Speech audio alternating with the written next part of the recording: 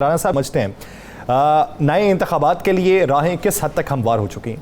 बिस्मिल्लाहिर्रहमानिर्रहीम अस्सलातु वस्सलामु अलैका या सय्यदी या रसूल अल्लाह अस्सलातु वस्सलामु अलैका या सय्यदी या हबीबल्लाह। देखिए यहाँ सर एक बात तो बड़ी क्लियर है और बड़ी वाज़ेह है। मैंने पहले भी कहा था, अभी कह रहे नए इंतखाबात के लिए तैयारी हो रही है और PDM की हुकूमत अपनी आखिरी सांसें ले रही है, इक़्तिदार की आखिरी सांसें ले रही है। आप समझें कि किसी वक्त भी ऐलान हो जाएगा कि जनाब हुकूमत की रुखसती का वक्त हुआ चाहता है। ये मैं आपको बता रहा हूँ कि किसी वक्त भी ऐलान हो सकता है। उसकी वजूहात बड़ी क्लियर और बड़ी साफ़ है कि मौजूदा हालात में महंगाई कंट्रोल नहीं हो रही, मौजूदा हालात में हुकूमत किसी भी चीज़ को कंट्रोल करने में नाकाम है। मौजूदा हालात में जो मौजूदा हालात जा रहे हैं इसमें हुकूमत किसी एक शोबे में भी कामयाब नहीं हो सकी। कोई एक शोबा मुझे बता दें जिसमें कामयाब हो सकी हो। बिजली, सैलाब की इमदाद, पेट्रोल की कीमतें, खाने पीने की अशिया, लॉ एंड ऑर्डर का मसला, सियासी अदम इस्तेहकाम, कोई एक मामला बता दें जिसमें आप ये कह सकें कि हुकूमत जो है इसमें कामयाब हो गई है और ये मामला सारे ठीक हो गए। कोई एक मामला ऐसा नहीं है। अब मज़ीद जो हालात ख़राब हो रहे हैं, हर रोज़ कोई ना कोई ऐसी चीज़ सामने आ रही है। हर रोज़ आप किसी ना किसी हुकूमत दलदल में फंसती जा रही है। जो आपको बिजली के बिलों पे रिलीफ़ दिया था वो रिलीफ़ ख़त्म होने जा रहा है।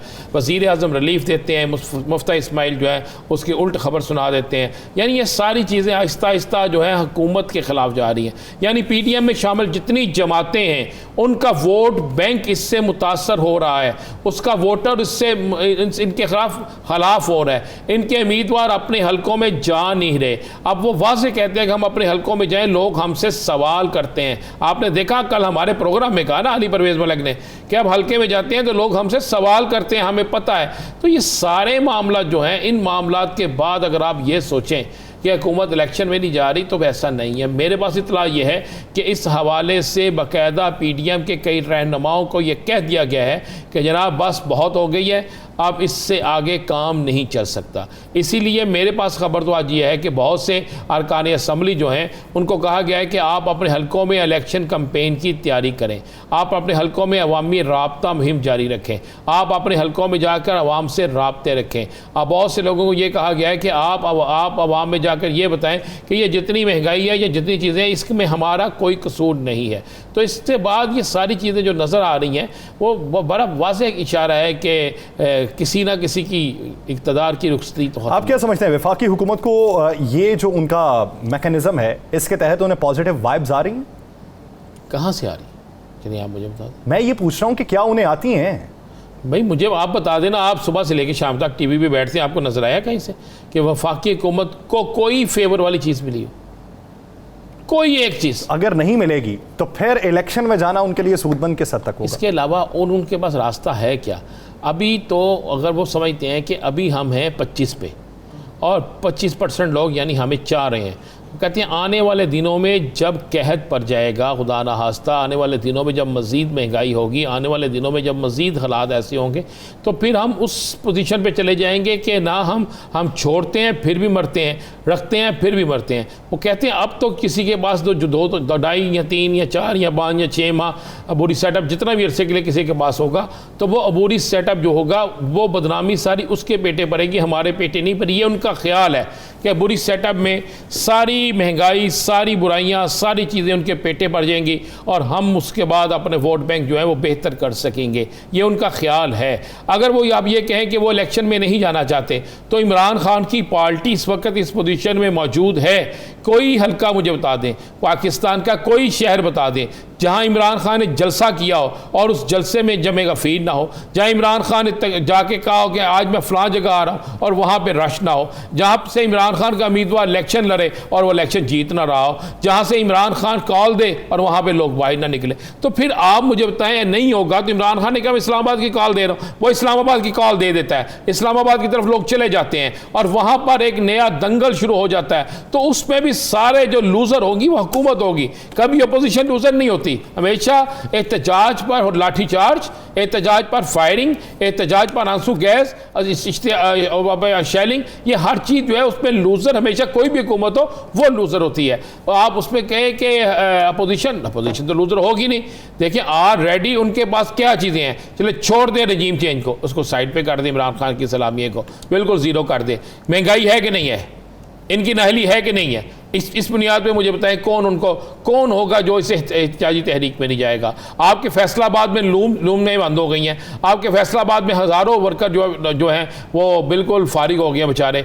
तो क्या मुझे किधर जाएंगे? सारे लोग एहतजाज में जाएंगे ना। अब लोग कह रहे हैं जी इस माह जो बिजली के बिल आएंगे वो मज़ीद खौफनाक आएंगे। जब वो बिजली के बिल जो है अगर उनमें से फ्यूल एडजस्टमेंट ख़त्म हो जाती है तो हुकूमत कहती है हम माशी तौर पर मर जाएंगे, अगर ख़त्म नहीं होती तो वहाँ मर जाएगी। मरना तो दोनों तरफ से किसी ना किसी ने है।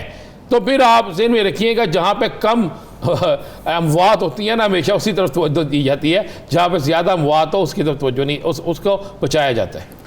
राना साहब, आप क्या समझते हैं पाकिस्तान में बढ़ती हुई महंगाई, डॉलर की बेकदरी, मनी लॉन्ड्रिंग की रोकथाम का ना होना आने वाले दिनों के अंदर ये कितनी अलार्मिंग सिचुएशन है और इसके अवामी रिटेलिएशन के कितने इम्कान हैं?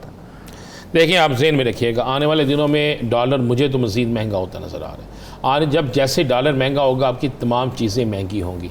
जैसे डॉलर महंगा होगा पाकिस्तान की मौशियत जो है वो पीछे चली जाएगी, अच्छी नहीं होगी बल्कि बुरी होगी। तो यासर ये सारी चीज़ें जो है ये बड़ी खौफनाक हैं और इससे कोई अच्छा तासर नहीं जाएगा। बस आज मैं आपको एक बड़ी सिंपल मिसाल देता हूँ। आज मेरी तबीयत ठीक नहीं थी। एक तो आज आप सहाफ़ियों के लिए बड़ी ख़बर तो ये है ना, आज चौधरी परवेज़ लाई ने कमाल कर दिया है ना। आज उन्होंने F ब्लॉक भी दे दिया, फ़ेज़ 2 का भी ऐलान कर दिया, पूरे पंजाब में हर जगह सहाफ़ियों के लिए ऐलान कर दिया। और उसके बाद सहाफ़ियों के ऑपरेशन, इसके पेमेंटें, हेल्थ कार्ड के अलावा भी उसने कहा हम ये भी करेंगे। B ब्लॉक के कब्ज़े वाले जगहों पे भी मुतबादल अरेंज कर दिया। आज तो सहाफ़ियों के लिए तो बड़ा खुशी का दिन है। लेकिन आज जहाँ मैं आपको बताता हूँ कि उसके बाद कि मेरी तबीयत ठीक नहीं थी, मैं प्रोग्राम के बाद हॉस्पिटल गया, तो एक जगह जाके हॉस्पिटल जब मैं गया तो मुझे वहाँ पर बहुत बड़ी तादाद लोगों की मिली। उनमें से जो जानते थे उन्होंने हमें बताया कि जनाब हम में से अक्सर लोग जो बीमार होकर आए हैं वो डिप्रेशन का शिकार हैं। वो उनके ये हालात है कि उनके पास घरों के अंदर खाने के लिए खाना नहीं था, पीने के लिए साफ़ पानी नहीं है, हमारे पास इतने पैसे नहीं हैं कि हम आप अच्छी खुराक खा सकें, और उसके बाद हम बीमार हो गए। ज़हनी जो है ना वो तशद्दुद, ज़हनी तशद्दुद या आप इसे कह रही हैं ज़हनी बीमार, ज़हन का परेशान होना या डिप्रेशन का शिकार होना, उसने कहा उसकी वजह से हम बीमार हो गए और अस्पतालों में ज़्यादा आए। और मैंने देखा वहाँ पर ज़्यादातर लोग इसी वजह से आए थे। अब मुझे बताएं, जब हर घर के अंदर इस महंगाई की वजह से परेशानी होगी, हर घर के अंदर बिजली के बिल की अदायगी किस तरह करनी है ये सोचा जाएगा, तो यासर फिर आप ये डॉलर का बढ़ता हुआ ऊपर से रेट, ऊपर से सब्ज़ियों का नायाब होना, फल जो है वो तो सोच से बाहर चला गया। सब्ज़ियां जो हैं वो आपको, अब बैगन एक ऐसी सब्ज़ी थी जिसे लोग कहते हैं सबसे सस्ती है, अब वो नहीं मिलती। अब वो आप देखें किस रेट पे मिल रही है, बाकी चीज़ें आप देखें किस रेट पे मिल रही हैं। मुनाफाखोर जो माफिया है वो एक अलहदा मुतहरक है, सारा कुछ है। देखें इस हुकूमत को या तो पाकिस्तान को बचाने के लिए अपना भरपूर किरदार किस तरह किरदार अदा करना पड़ेगा, अपनी ज़ात की नफ़ी करना पड़ेगी, आपको दुनिया से मिलने वाली इमदाद का सही इस्तेमाल करना पड़ेगा, आपको अवाम को अपने एतमाद में लेना पड़ेगा। अवाम को एतमाद नहीं है इस हुकूमत पर। मैं तो बड़ा सिंपल सी मिसाल दी है कि शहबाज शरीफ साहब ऐलान करते हैं 300 यूनिट तक, ऐसा ही है, और मुफ्ती इस्माइल साहब ऐलान करते हैं जनाब ये पैसे आपसे अभी लिए जाएंगे। तो किस पे इतबार करें? वज़ीर आज़म पे, मुफ्ता पर? इस वक्त तो ज़्यादा इतबार मुफ्ता इस्माइल पर होता है, क्योंकि वो जो कहता है वही होता है। वो कहता है पेट्रोल की कीमत बढ़नी है, वज़ीर आज़म साहब कहें कि इंटरनेशनल पेट्रोल की कीमतें कम होंगे तो हम कम कर देंगे, लेकिन मुफ्ती इस्माइल साहब बढ़ा देते हैं, तो इसका मतलब वो ताकतवर हुए। और इसी तरह उन्होंने अब कह दिया तो वही ताकतवर है ना। वज़ीर आज़म तो मुझे लगता है कि बिल्कुल बेचारे जो हैं